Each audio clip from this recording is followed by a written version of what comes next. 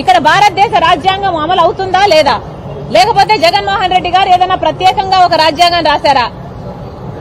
జర్నలిస్టులు వాళ్ళకు వ్యతిరేకంగా రాయకూడదు, జర్నలిస్టులు వాళ్ళకు వ్యతిరేకంగా రాస్తే గొడ్డును బాదినట్టు బాదుతాము, చిలక బాదుతాము అని జగన్మోహన్ రెడ్డి గారి రాజ్యాంగం చెప్తుందా?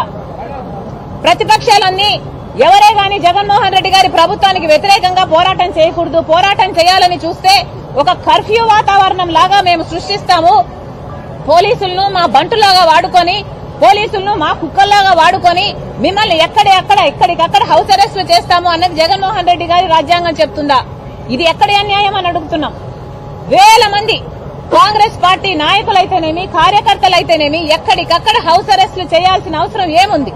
చలో సెక్రటేరియట్ అన్నది ప్రశాంతంగా హింస లేని మార్గం ఒకటి ఎంచుకొని ప్రశాంతంగా మేము నిరసన తెలియజేయాలనుకుంటే అది కూడా నియంత్రించడం ఎంత మటుకు సబబు?